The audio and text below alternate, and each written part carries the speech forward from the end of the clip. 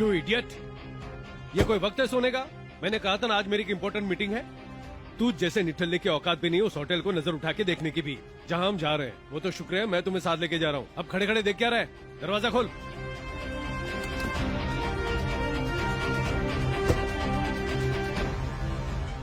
नक्श एक गरीब लड़का था, पर अचानक से कुछ ऐसा हुआ कि उसकी शादी शहर के सबसे अमीर परिवार में हो गई और नक्श बन गया उस घर का घर जमाई। पर हर रोज कभी सास तो कभी साली तो कभी घर के नौकर भी नक्श की गरीबी का मजाक बनाते। ना तो उससे घर में ठीक से खाने को मिलता, ना ही उसके लिए कोई कमरा था। कभी कालीन पर तो कभी वो कुत्तों के कमरे में सो जाता।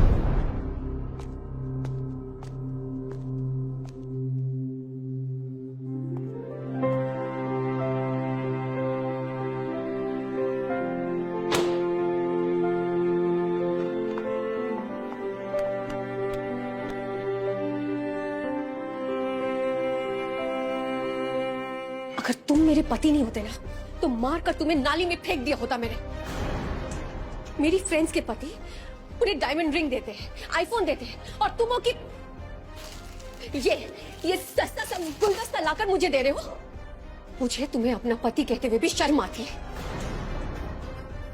हटो।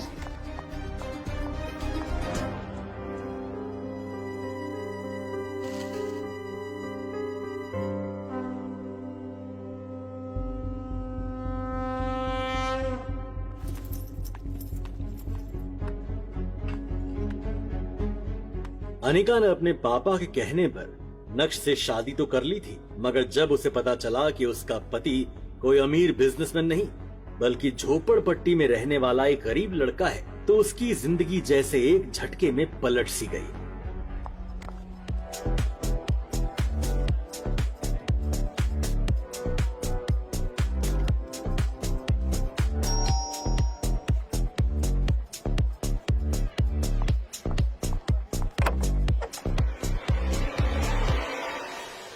फिर अनिका ने ये शर्त रखी कि घर से बाहर किसी को पता न चले कि नक्श उसका पति है।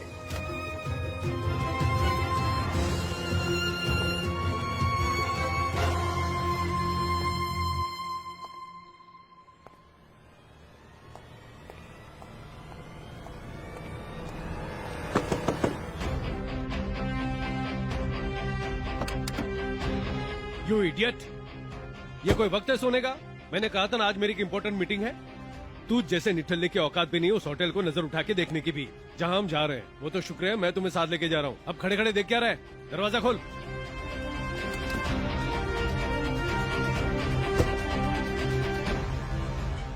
नक्श एक गरीब लड़का था, पर अचानक से कुछ ऐसा हुआ कि उसकी शादी शहर के सबसे अमीर परिवार में हो गई और नक्श बन गया उस घर का घर जमाई। पर हर रोज कभी सास तो कभी साली तो कभी घर के नौकर भी नक्श की गरीबी का मजाक बनाते। ना तो उससे घर में ठीक से खाने को मिलता, ना ही उसके लिए कोई कमरा था। कभी कालीन पर तो कभी वो कुत्तों के कमरे में सो जाता। अनिका ने अपने दोस्तों को बता रखा था कि उसकी शादी विदेश जाकर हुई है और उसका पति लंदन में एक बड़ा बिजनेसमैन है। लेकिन जब अनिका के दोस्त उसे अपने हस्बैंड्स के दिए हुए महंगे महंगे गिफ्ट्स दिखाते तो वो जल भुन कर राख हो जाती। जब नक्श की पत्नी के अंकल नवीन जावेरी उसे ड्राइवर बनाकर शहर की सबसे महंगी होटल में ले जा रहे थे। दक्ष, चुपचाप मुझे होटल के बाहर उतारना और गाड़ी को पार्किंग में खड़ी करना और वहीं मेरा इंतजार करना। और हाँ, याद रहे ये होटल शहर के सबसे अमीर इंसान विजय भाटिया की है। अगर वो मुझे मिले तो तुम्हारे लिए जरूर बात करूंगा। हो सकता है वो तुम्हें वहां साफ सफाई करने की नौकरी दे दे। आखिर चैरिटी करना किसको पसंद नहीं है?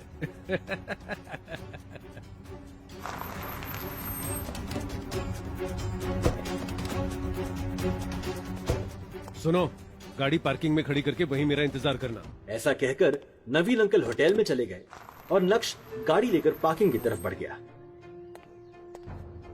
अरे क्या? रुक। देख नहीं रहा, यहाँ पे सिर्फ वीआईपी पार्किंग वाले गाड़ी लगा दे। नक्श ने सिक्योरिटी गार्ड को समझाया, पर नक्श की फटी शर्ट टूटी चप्पल देखकर सिक्योरिटी गार्ड को भी विश्वास नहीं हो रहा था कि नक्श इस महंगी गाड़ी में बैठने के भी लायक है।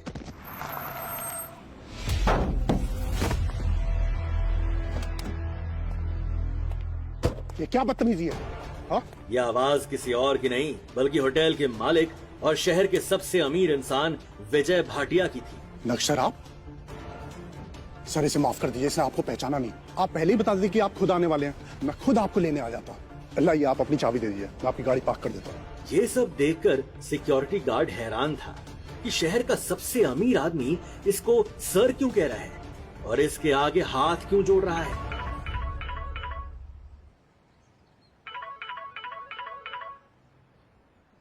थैंक यू भाटिया जी, पर मुझे अभी जाना होगा। मैं फिर कभी आपसे आके मिलूंगा।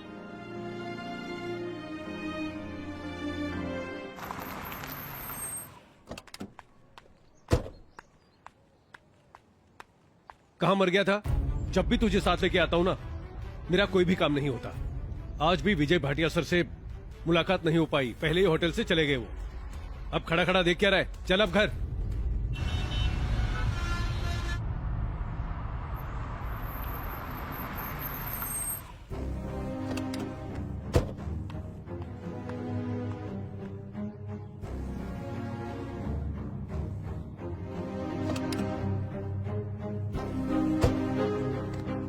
जैसे ही वो वहां पहुंचा तो उसने देखा कि अनिका लॉन में दूसरी तरफ खड़ी थी।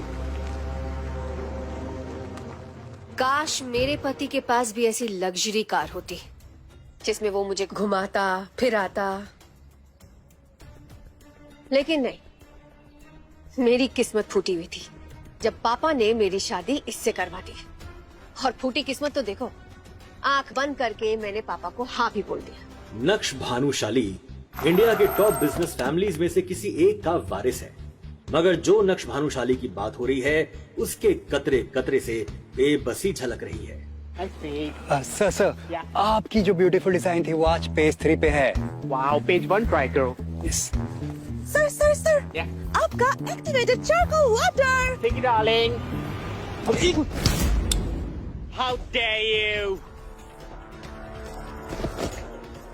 लिसन, जितनी जल्दी हो सके यहाँ से गायब हो जाओ, इससे पहले हमारी आंखें खुले प्लीज चले जाओ तुम। Louis, just pick it up. मेरा चश्मा कोई चूचा तो नहीं? Oh my God. Oh, मुझे एंजाइटी हो रही है। और तुम्हें पता है जब मुझे एंजाइटी होती है तो मैं क्या खाता हूँ? Greek yogurt Where is my Greek yogurt? In the car sir. Go get it.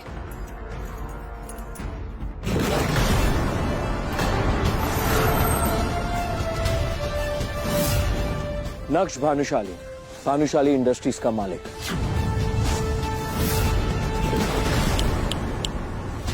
नक्श भानुशाली हूँ। सपने से बाहर आओ मिस्टर।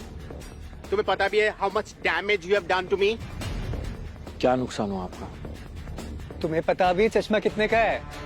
पूरे 2 लाख का। माफ कीजिएगा, मेरा आपका नुकसान करने का कोई इरादा नहीं। Ridiculous. इतने पुअर पीपल क्यों आते हैं? नक्श जैसे ही ऑफिस पहुंचा तो उसे मोबाइल स्क्रीन पर दिखा भाग्या का मिस्ड कॉल था। भाग्य का मिस्ड कॉल?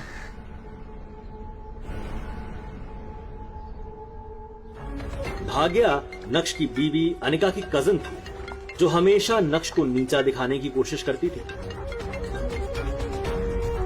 हेलो, क्या बात है जीजू, आप फोन नहीं उठा रहे? हमारे फ्री जीजू बहुत बिजी हैं क्या? भाग्य, वो मैं खैर छोड़ो ये सब, मुझे एक काम था। मुझे पेस्ट्रीज खाने का बहुत मन है, तो आप ग्लोबल बेकरी जाकर उनकी स्पेशल पेस्ट्री पैक करा के ले आओ।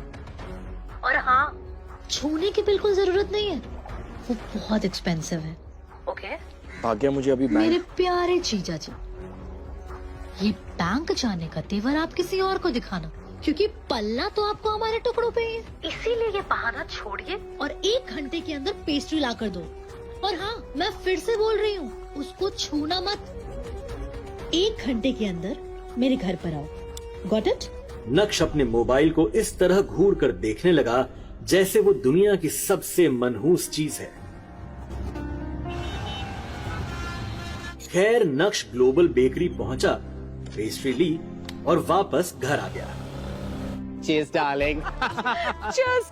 लेकिन यहाँ तो नक्श के लिए एक नई मुसीबत इंतजार कर रही थी। वो जैसे ही घर में घुसा, उसने सामने देखा तो उसकी सास चित्रा पीजे और अपनी कुछ सहेलियों के साथ रमी पार्टी में व्यस्त थी। तभी चित्रा जी के एक दोस्त पीजे ने अपने चश्मे की तरफ देखकर कहा, यू नो व्हाट चिट्स, आज मैं तुम्हारे घर आ रहा था, मेरा इतना नुकसान कर दिया तुम्हारे दामाद ने, मेरा रास्ता काट गया और मेरा चश्मा तोड़ दिया। शो दिखाओ। ओफो प्रकाश,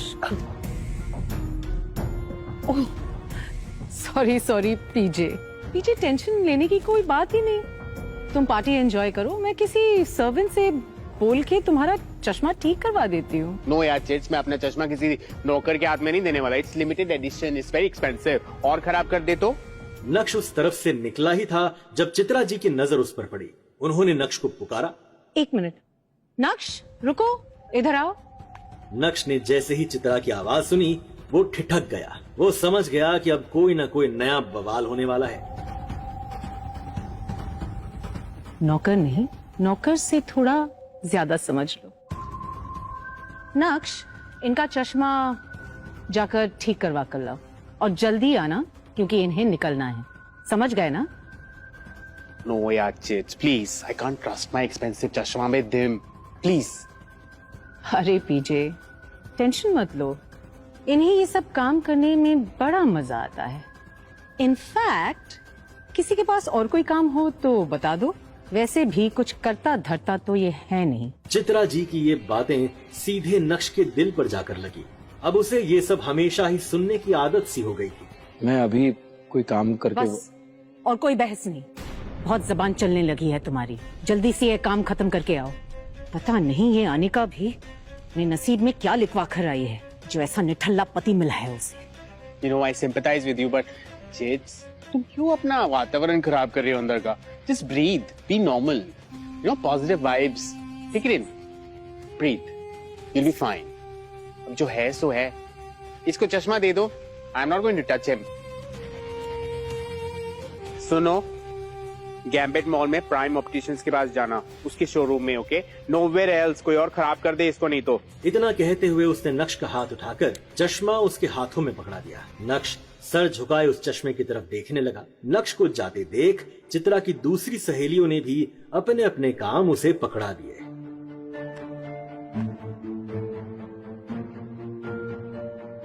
नक्श सबकी बातें सुनता रहा और फिर सामने लगी अनिका की तस्वीर देखते हुए मन में ही बोला, इतनी बेइज्जती के बाद भी अगर मैं इस घर में टिका हुआ हूं तो सिर्फ इसलिए क्योंकि मैं तुम्हें खोना नहीं चाहता Anika. I really love you, लेकिन ये सब भी मैं ज्यादा दिन चलने नहीं दूंगा।